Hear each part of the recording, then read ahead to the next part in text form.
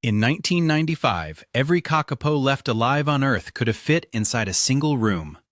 51 birds. A flightless, moss-green parrot that walks instead of flies and breeds only a few times each decade. That was the entire species. New Zealand made a desperate decision. They gathered the last survivors and carried them by boat and by helicopter to remote islands swept clean of predators. No one knew if it would be enough. 31 years later, something happened that no one dared predict. To understand what came back, you first have to understand what was lost. The kakapo is unlike any other parrot on the planet. It cannot fly. It is the heaviest parrot in the world, with some males tipping the scales at nearly 4 kilograms.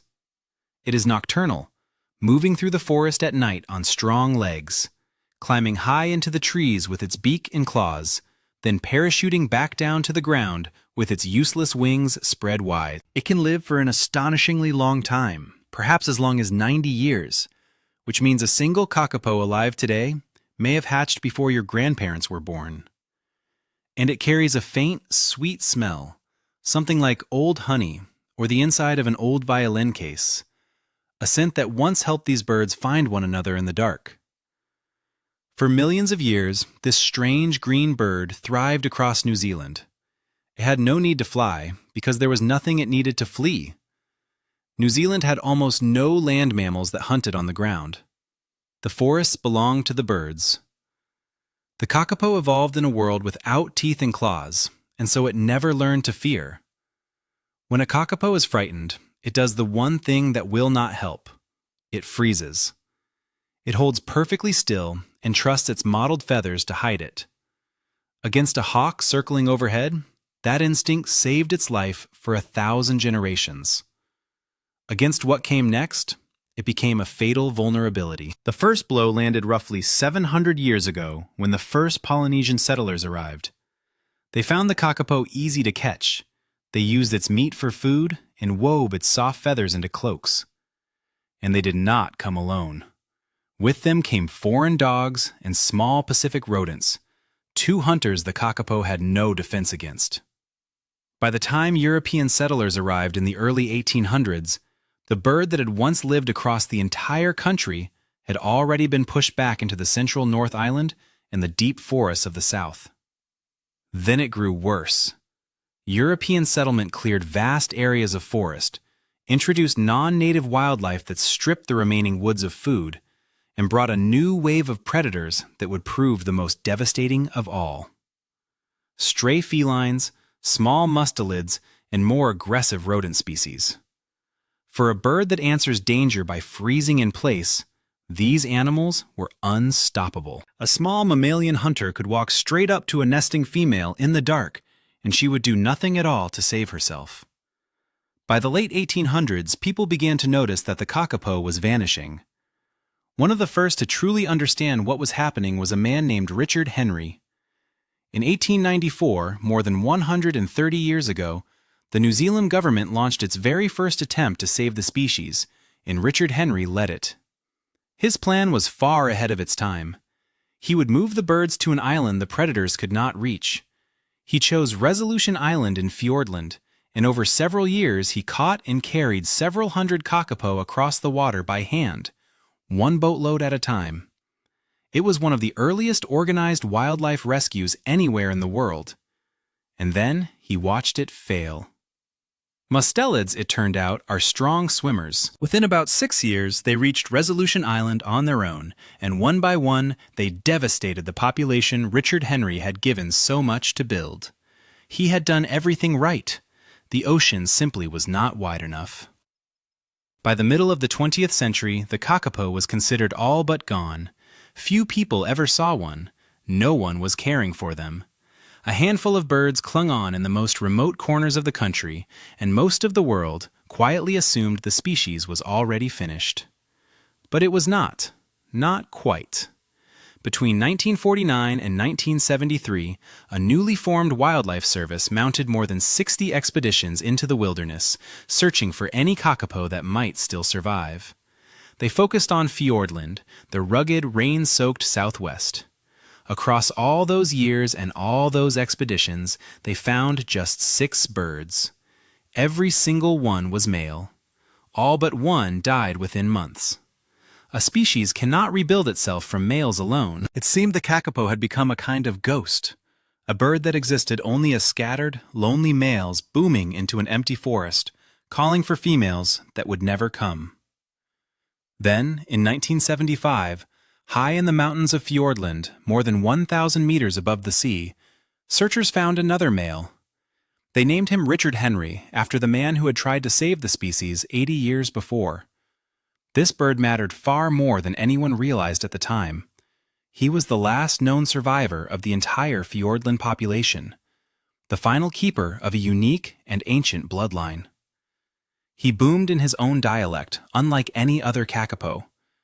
His feathers were a brighter green, marked with bold yellow. He was, in a sense, the last of his kind within the last of his kind. And still, he was male. The species needed females. Without them, Richard Henry was simply a beautiful ending to a very long story. The breakthrough came not from Fiordland, but from an island in the far south called Stewart Island, known locally as Rocky Ura.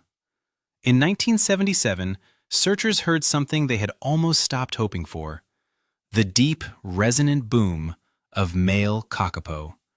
Not one or two, but many rolling through the night. There were around 200 birds living there, on an island where larger mammalian predators had never set foot. And in 1980 came the discovery everyone had waited decades for. Among them were females. For the first time in a century, the kakapo had a future. But that future was already threatened. Feral felines had found the Rocky Ura birds, and they were taking a heavy toll quickly.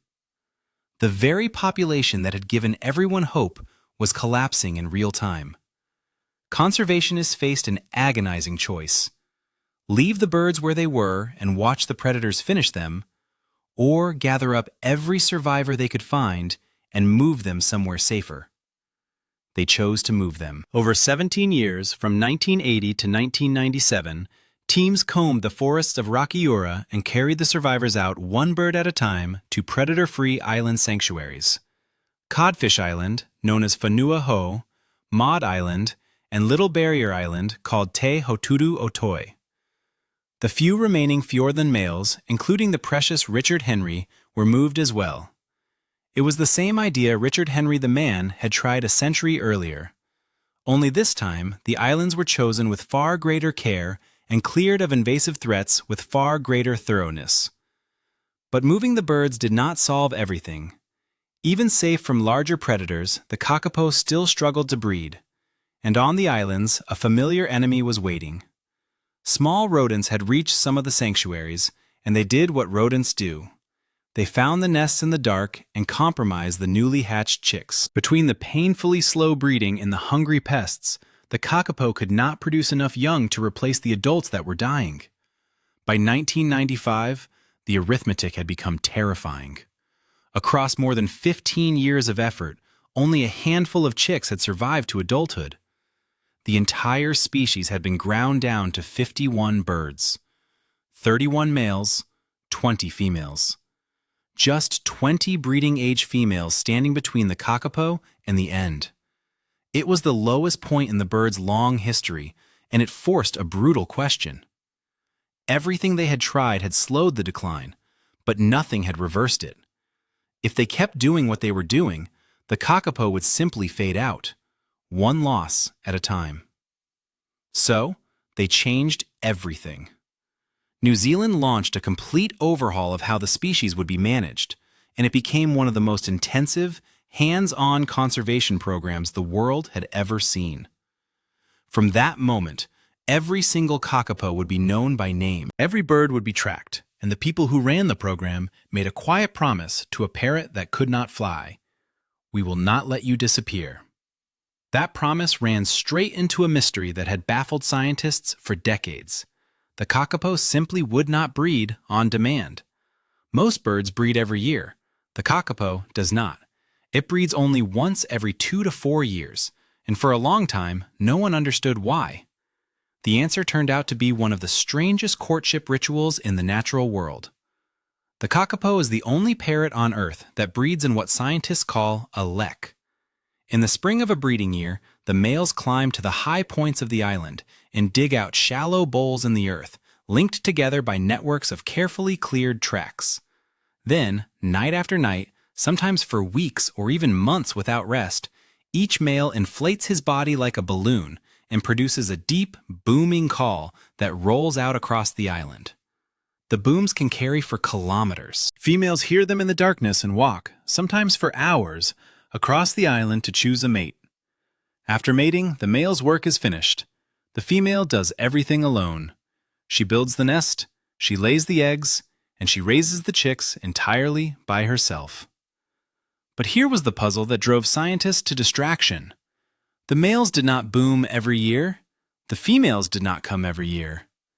The kakapo would go season after season without breeding at all. And then, in certain years, the whole island would suddenly erupt in courtship. What was the trigger? The answer was a tree, the rimu. The rimu is a tall native conifer, and every few years it produces a heavy crop of small fruit, an event scientists call a mast. For decades, conservationists had noticed that the kakapo bred in the very same years the rimu fruited heavily.